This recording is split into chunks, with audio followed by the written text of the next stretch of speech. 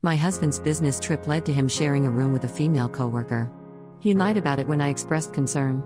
So I checked his phone and discovered the truth. I've been married to Neil, 38M, for 9 years, and we have 2 children together, Ethan, 7, and Lily, 4. We met in college during our senior year. I was studying psychology, and Neil was majoring in business. We hit it off immediately at a mutual friend's party and started dating soon after. After graduation, we both landed jobs in the same city and moved in together. 2 years later, Neil proposed during a romantic weekend getaway to the mountains, and we got married in a small ceremony surrounded by our closest friends and family. Our relationship has always been solid, built on trust, open communication, and shared values. We've weathered our fair share of challenges, from financial struggles early in our marriage to the stress of becoming new parents.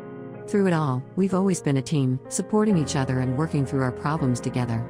Neil works in pharmaceutical sales, a job he's had for the past 6 years. He's ambitious and hardworking, often putting in long hours to meet his targets.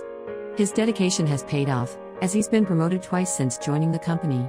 I'm proud of his success, but sometimes I worry that his work-life balance is off. I work part-time as a school counselor, which allows me to be more present for our kids.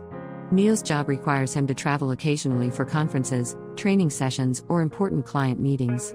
These trips usually last 3 to 5 days and happen every couple of months. It's never been an issue before. Neil always calls every night to check in, and we text throughout the day. I've always trusted him completely during these trips. Last month, Neil had a week-long business trip to Chicago for an important industry conference. He was excited about the networking opportunities and the chance to learn about new developments in the field. I helped him pack, making sure he had everything he needed, including the tie I gave him for our last anniversary. I told him it was his lucky charm. The first 2 days of the trip went as usual. Neil called in the evenings, sounding tired but enthusiastic about the conference. He told me about the interesting presentations he'd attended and the people he'd met. We talked about the kids, and he asked about my day. Everything seemed normal. On the 3rd day, things changed. Neil's calls became sporadic and brief. When we did talk, he seemed distracted and eager to end the conversation quickly. I tried not to read too much into it, assuming he was just busy with conference activities and possibly entertaining clients in the evenings. It was during one of these short calls, late in the evening of the 3rd day, that Neil dropped the bombshell. He sounded tired and a bit nervous as he casually mentioned that there had been a mix-up with the hotel bookings. Due to a large convention in town, the hotel was overbooked, and the company had to double up some employees in rooms. Neil had been paired with a coworker named Natalie, 29F. I was stunned into silence for a moment. When I found my voice, I asked him to repeat what he'd said, sure that I must have misheard. But no, he confirmed it again. He was sharing a room with a female coworker named Natalie. He quickly added that it was just a professional arrangement, that there were 2 separate beds in the room, and that it was only for the remaining 3 nights of the trip. My mind was reeling. I felt a knot forming in my stomach as I tried to process this information. I asked why he hadn't told me about this immediately when it happened. His response was that he didn't think it was a big deal and didn't want to worry me unnecessarily. He said it so casually, as if sharing a room with a female coworker was the most normal thing in the world. I tried to keep my voice steady as I asked him how he would feel if the situation was reversed, if I had to share a room with a male coworker on a business trip. Neil seemed taken aback by my question. He paused for a moment before saying that he trusted me completely, so he wouldn't have a problem with it. His response didn't sit well with me. It wasn't just about trust, it was about respect for our marriage and maintaining appropriate boundaries with coworkers. I told him this, my voice shaking slightly with emotion. Neil sighed and said I was overreacting. He assured me again that it was just a professional situation and that I had nothing to worry about. We ended the call shortly after, with Neil promising to call me the next day. As soon as I hung up, the tears I had been holding back started flowing. I felt a mix of emotions: hurt, anger, confusion, and fear. I've never been the jealous type, but this situation felt different. It wasn't just about the possibility of infidelity, it was about the lack of consideration for my feelings and the casual disregard for what I considered to be appropriate boundaries in a marriage. I barely slept that night. My mind kept conjuring up images of Neil and this unknown woman Natalie in a hotel room together. I tried to remind myself of our strong relationship, of Neil's usual thoughtfulness and devotion. But then I'd remember how dismissive he'd been of my concerns, and the worry would creep back in. The next few days were a blur. Neil's calls remained brief and infrequent. When we did talk, he seemed eager to end the conversations quickly. He didn't bring up the room sharing situation again, and I was too hurt and confused to broach the subject. I threw myself into taking care of the kids and work, trying to keep my mind occupied. When Neil returned home, I expected him to address the situation immediately. Instead, he acted as if nothing had happened. He unpacked, played with the kids, and went about his usual routine. He was affectionate towards me, but there was no mention of Natalie or the room sharing incident. I've been trying to process my feelings for the past week. On one hand, I want to believe Neil when he says nothing happened. We've never had trust issues before, and he's always been a devoted husband and father.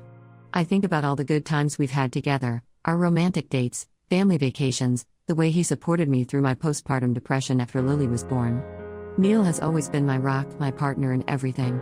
On the other hand, I can't shake the feeling that something's not right. The fact that he didn't tell me about the room sharing arrangement immediately, his dismissive attitude towards my concerns, and his reluctance to discuss it since returning home are all red flags to me. I keep thinking about the early days of our relationship, how open and honest we were with each other. When did that change? And why? I've tried to talk to Neil about it a few times since he's been back, but he keeps brushing it off. He says I'm overreacting and that it was just a work situation. He's even suggested that my reaction is a sign that I don't trust him, which feels manipulative to me. It's as if he's trying to turn this around and make me the problem. I'm at a loss. Am I overreacting? Should I be more understanding of the situation? Or are my concerns valid? I don't want to accuse Neil of anything, but I also don't want to be naive. I keep thinking about our children and how this could affect them if there's more to the story than Neil is telling me. I've considered talking to my sister about this, but I'm hesitant to involve family just yet. I don't want to damage their relationship with Neil if this all turns out to be a misunderstanding. I've also thought about reaching out to some of Neil's co-workers to get more information, but that feels like a betrayal of trust. How do I address this with Neil in a way that he'll take seriously? How do I get him to understand that even if nothing happened, his handling of the situation has hurt me deeply? And how do I move past this and rebuild the trust in our relationship? I feel like I'm at a crossroads, and I'm not sure which way to turn. Update 1, it's been 2 weeks since my last post, and I wanted to update you all on the situation with Neil. First, I want to thank everyone for their advice and support. Your comments gave me the courage to confront Neil more directly about the hotel room incident. A few days after my original post, I decided it was time to have a serious conversation with Neil. I waited until after we had put Ethan and Lily to bed. As I was tucking Lily in, she asked why Daddy and I weren't laughing as much lately. Her innocent observation hit me hard, making me realize how much our tension was affecting the kids. Once the house was quiet, I sat Neil down in the living room. The same living room where we'd spent countless evenings watching movies, playing board games with the kids, and sharing our dreams for the future. Now it felt like a battleground. I told Neil that I couldn't move past what happened in Chicago and that we needed to have an honest conversation about it. At first, he tried to brush it off again, saying we'd already discussed it and there was nothing more to say. But I stood my ground this time. I explained how his actions had hurt me, not just the room sharing itself, but his failure to inform me immediately and his dismissive attitude towards my feelings. I told him that trust is not just about fidelity, but also about respect and consideration for your partner's feelings. I reminded him of a promise we made to each other on our wedding day, to always be honest, even when it's difficult. I asked him if he remembered the time early in our marriage when I had to work late with a male colleague on a school project. I had called Neil immediately to let him know, even though it was a completely innocent situation. I did it out of respect for him and our marriage. I asked him why he couldn't extend the same courtesy to me. After some back and forth, Neil finally opened up. He admitted that he knew I would be upset about the room sharing arrangement, which is why he didn't tell me right away. He said he was afraid of causing conflict and ruining his focus during an important business trip. He also confessed that Natalie is a new employee he's been mentoring, and he didn't want to make things awkward at work by refusing to share a room. While I appreciated his honesty, his explanation didn't sit well with me. I pointed out that by trying to avoid conflict, he had created an even bigger problem. I also expressed my discomfort with his mentorship of Natalie, given the circumstances. I asked him how long he had been mentoring her and why he had never mentioned this before. Neil looked uncomfortable as he explained that he'd been assigned as Natalie's mentor about 3 months ago when she joined the company. He said he hadn't mentioned it because it didn't seem important, it was just part of his job. But now I couldn't help wondering if there was more to their relationship than he was letting on. I asked Neil how he would feel if I was mentoring a younger male colleague and then ended up sharing a hotel room with him on a business trip. He was quiet for a long moment before admitting that he wouldn't be comfortable with that situation. It was the first time he truly seemed to understand my perspective. Neil apologized and promised to be more transparent in the future. He offered to let me meet Natalie and to keep me more informed about his work relationships. He also suggested we attend couples counseling to work on our communication. I'm glad we had this conversation, but I'm still struggling. On one hand, I want to believe Neil and move forward. I think about our history together, how he stood by me when I lost my job a few years ago, how he's always been an involved and loving father to our children. I remember the Neil who surprised me with breakfast in bed on my 30th birthday, the one who held my hand through 2 difficult pregnancies. On the other hand, I can't shake the feeling that there's more to the story. The fact that he's been mentoring Natalie for months without ever mentioning her name adds another layer of complexity to the situation. I find myself wondering what else he might not be telling me. I've decided to take some time for myself to process everything. I called my sister, Claire, and asked if I could stay with her for a few days. Claire has always been my confidant, and I felt I needed her support now more than ever. Neil was upset about this decision, but I explained that I need space to think. During this time apart, I've been reflecting on our relationship and my own needs. I realized that I've often prioritized Neil's comfort over my own feelings, and that needs to change. I've always been the one to smooth things over when we disagree, to make excuses for his behavior to friends and family. I'm starting to see that this pattern isn't healthy for either of us. I'm also considering reaching out to Natalie directly, although I'm not sure if that's a good idea. Part of me wants to hear her side of the story, to see if it matches up with what Neil has told me. But another part worries that contacting her might escalate the situation or make things awkward for Neil at work. Claire has been a great support during this time. She's listened without judgment and has encouraged me to prioritize my own well-being. She reminded me of how strong and capable I am, something I think I've lost sight of over the years. I'm torn about what to do next. Part of me wants to work things out with Neil for the sake of our family. I think about Ethan and Lily, how confused and upset they would be if their parents separated.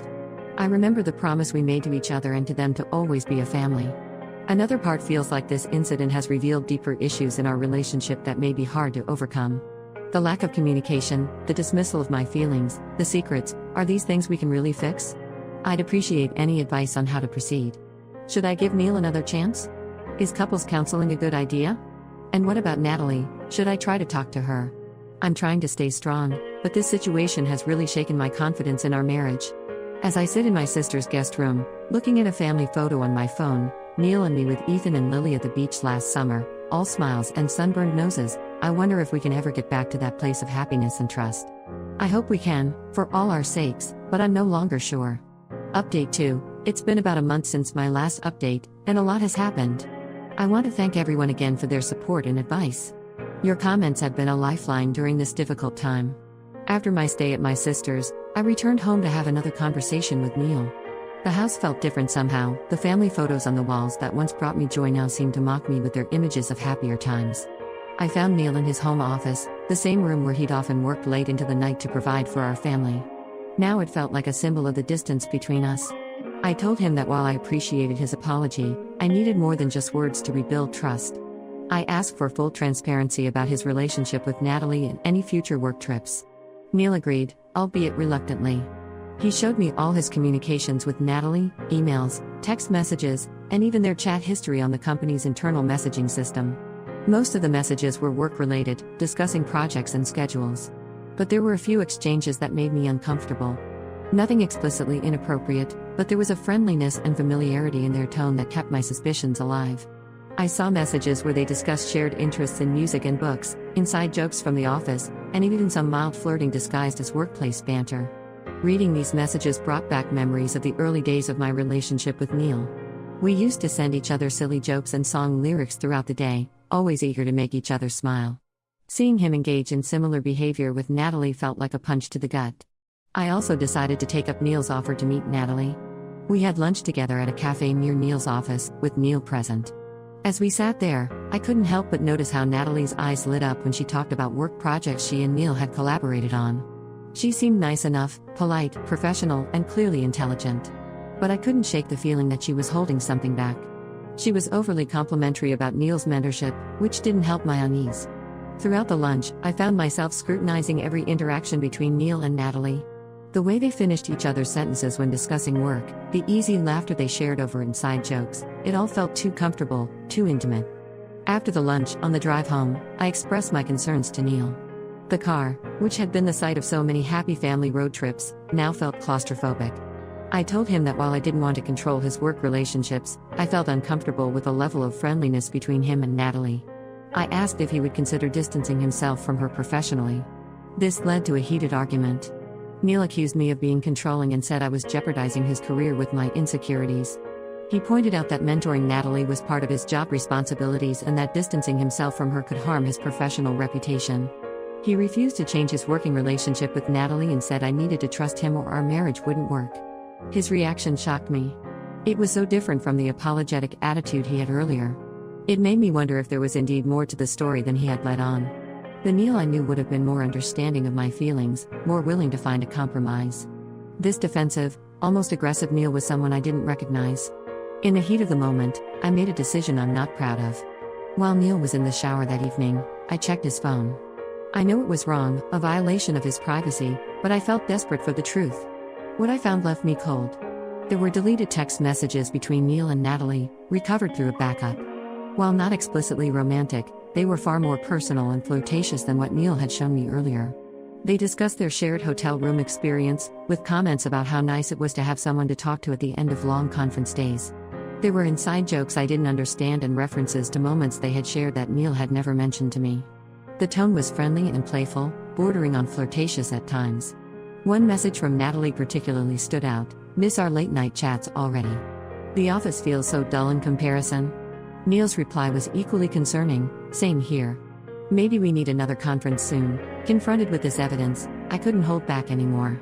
When Neil came out of the shower, I confronted him with what I had found. At first, he was angry about me invading his privacy, but as I read out some of the messages, his anger turned to shame. Neil broke down. He admitted that he and Natalie had grown closer during the Chicago trip than he had let on. He swore that nothing physical had happened, but he confessed to enjoying her company and attention more than he should have. He said he had been feeling underappreciated at home and work, and Natalie's admiration had been flattering. He begged for forgiveness and promised to cut all non-essential contact with Natalie. He offered to look for a new job if that's what it took to save our marriage. Through tears, he reminded me of our history together, of the family we had built, and pleaded for another chance. I'm devastated.